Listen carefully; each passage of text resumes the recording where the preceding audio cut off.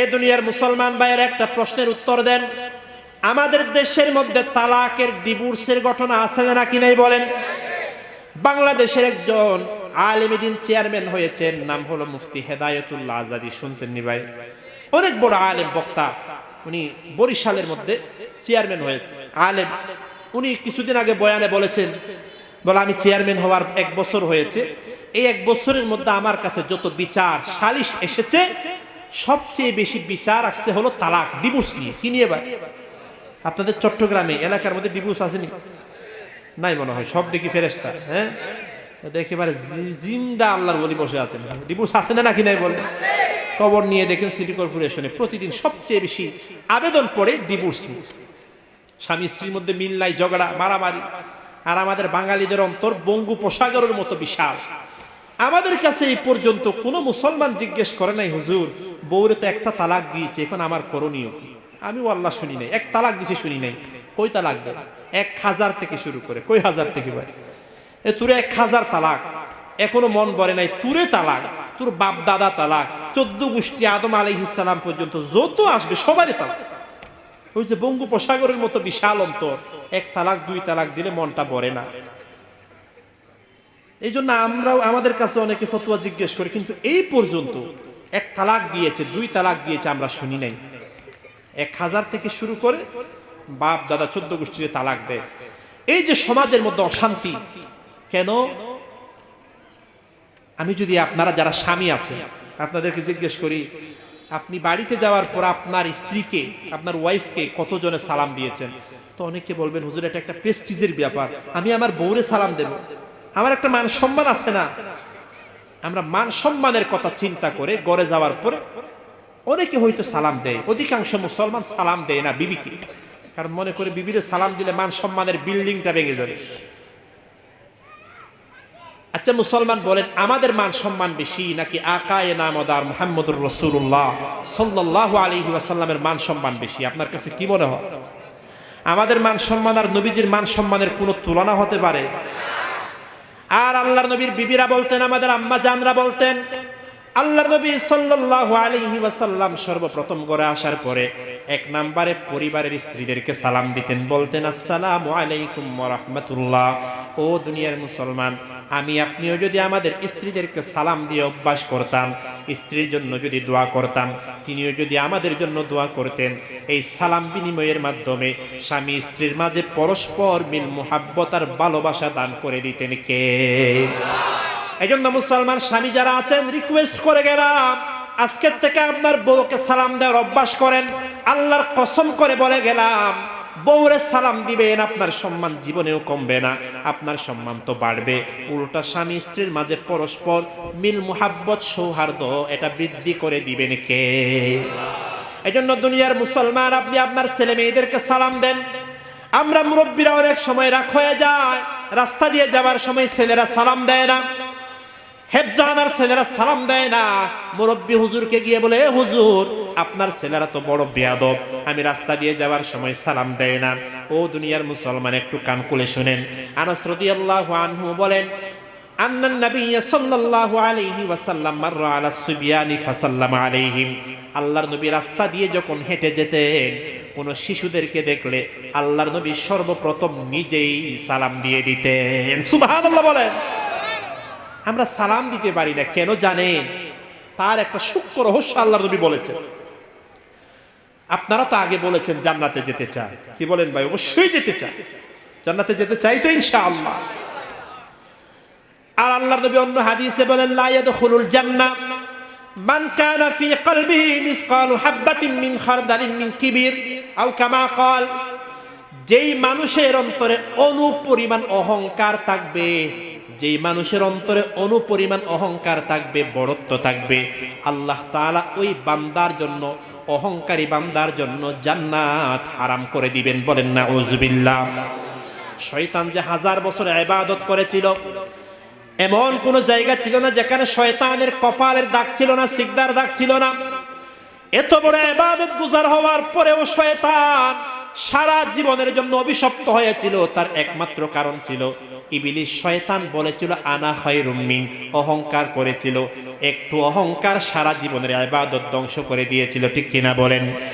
আল্লাহর নবী বলেন তোমার অন্তরে অনুপরিমাণ অহংকার যদি থাকে, তোমার জন্য জান্নাত হারাম করে দিবেন কে? কারণ কি জানেন? আল্লাহ নিজেই বলেছেন আল কিবরিয়া উরিদাই, এ বান্দা অহংকার করা এটা একমাত্র আল্লাহর কাজ। অহংকার করতে পারবে একমাত্র কে?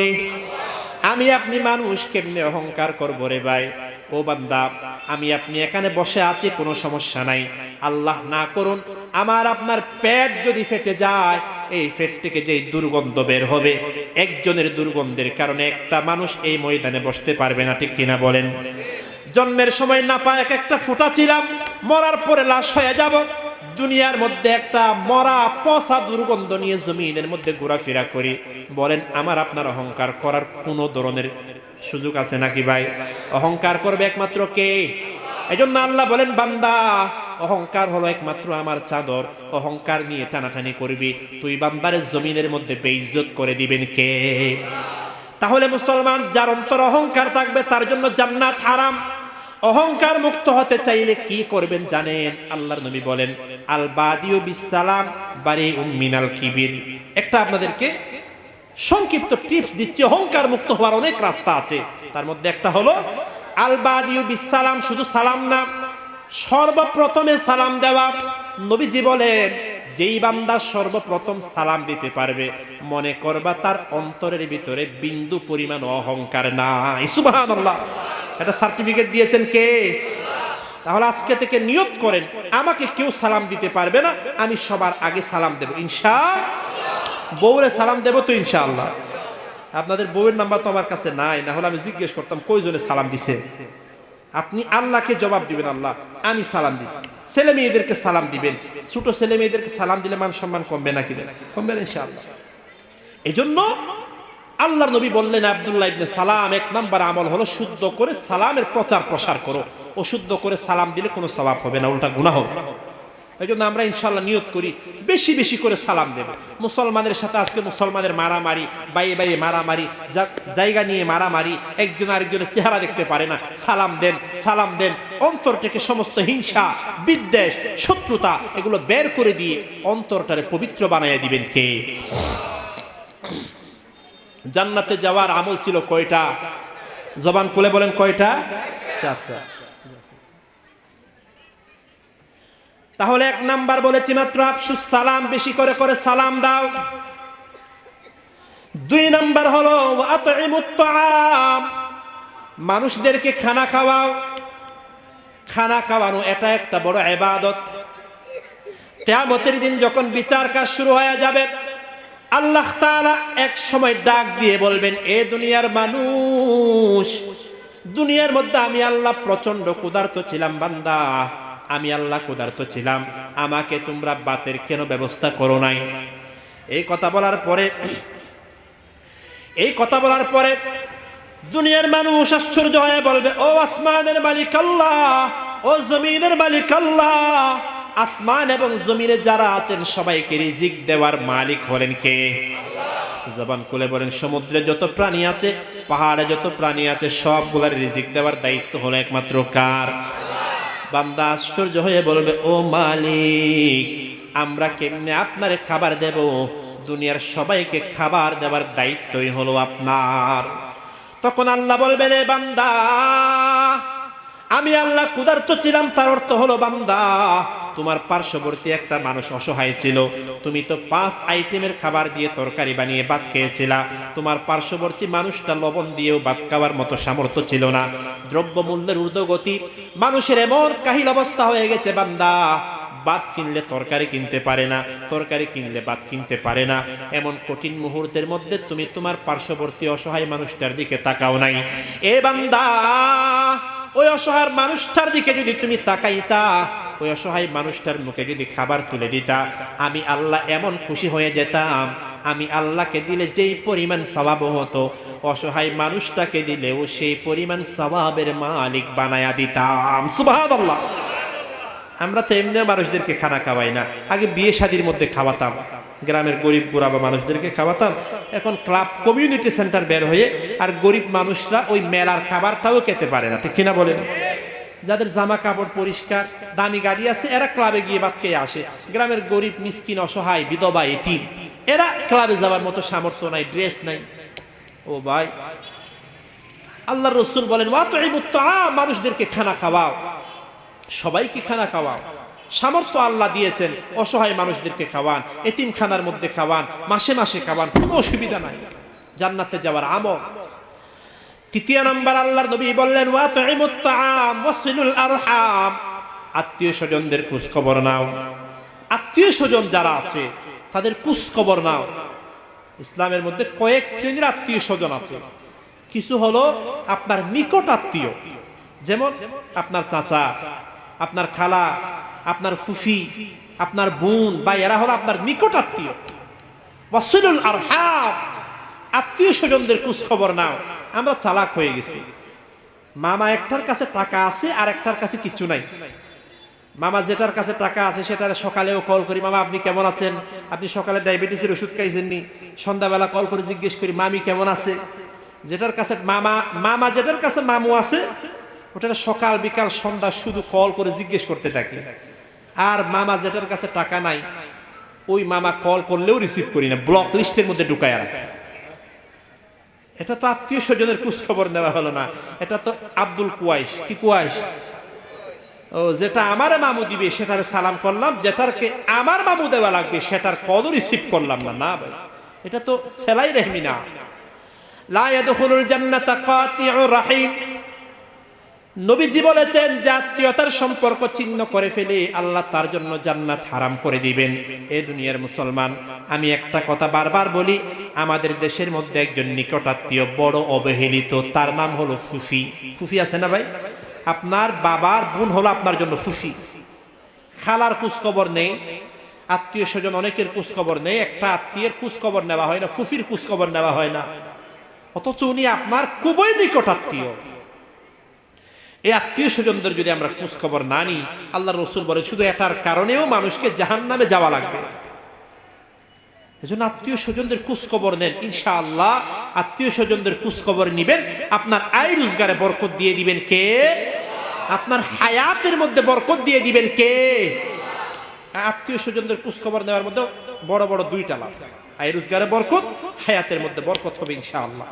4 নাম্বার ওয়াসাল্লু বিল্লাইলি ওয়ান নাসু নিয়াম, আল্লাহর নবী বললেন জান্নাতে যাওয়ার 4 নাম্বার আমল হলো দুনিয়ার সব মানুষ যখন ঘুমিয়ে যায়, রাত যখন গভীর হয়, তখন তুমি দাঁড়িয়ে দাঁড়িয়ে আল্লাহর দরবারে নামাজ পড়ো।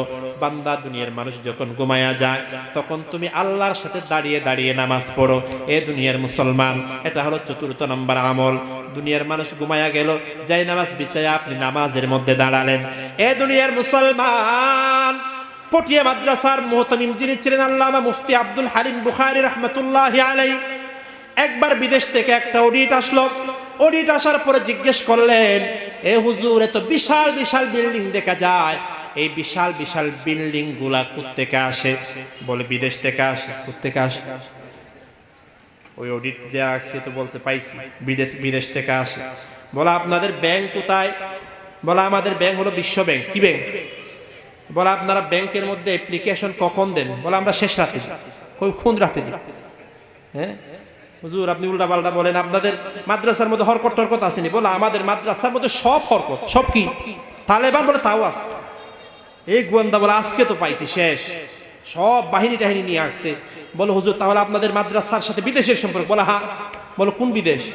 বলে এটা দুনিয়ার কোনো বিদেশ না, আমাদের বিদেশের সম্পর্ক হলো ডাইরেক্ট তাআল্লুক মা আল্লাহ, আল্লাহর সাথে। বলেন সুবহানাল্লাহ। বিশ্ব ব্যাংক, আল্লাহটা বিশ্ব ব্যাংক। শেষ রাতে কেমনে দরখাস্ত দেন? বলে দুনিয়ার মানুষ যখন ঘুমের মধ্যে থাকে, রাত 3টার সময় দুনিয়ার সব ব্যাংক বন্ধ, আমার আল্লাহর স্পেশাল ব্যাংক রাত 3টার সময় খোলা থাকে। বলেন সুবহানাল্লাহ। বলো হরকত আছে? বলো হ্যাঁ হরকত আছে। আমপার একটা খুলছে, সিয়ারা খুলছে, আলিফের আলহামদু হামজার উপরে হরকত আছে না নাকি? বলে সবগুলাই তো হরকত। বলে আমি তো আফগানিস্তানের হরকত মনে করছি। বলে তালেবান আছে? বলে তাও তো আছে। বলে আমাদের দেশে আরবিতে ছাত্রকে বলা হয় তালিবুল, এটার বহু বচন তালেবা। বহু বচন কি? তা আমাদের মাদ্রাসার মধ্যে 5000 ছাত্র আছে, সবাই তো ছাত্র।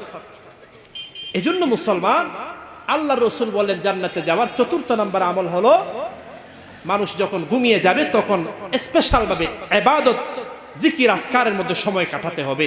তাহলে আমার সাথে বলেন, আব্দুল্লাহ ইবনে সালাম বললেন আল্লাহর নবীর প্রথম মুখের ভাষা ছিল 4টি নসিহত। বলেন কয়টা? 1 নাম্বার হলো বেশি করে শুদ্ধ করে করে সালামের প্রচার প্রসার করো। 2 নাম্বার হলো মানুষদেরকে খানা খাওয়াও। 3 নাম্বার হলো আত্মীয় স্বজনদের খোঁজখবর নাও। 4র্থ নাম্বার হলো দুনিয়ার মানুষ যখন ঘুমের মধ্যে থাকে তখন তুমি আল্লাহর জিকির আজকার করো। এই 4টা আমল করবেন, আল্লাহ তাআলা আমার জন্য আপনার জন্য জান্নাতের ফয়সালা করে দিবেন। বলেন সুবহানাল্লাহ।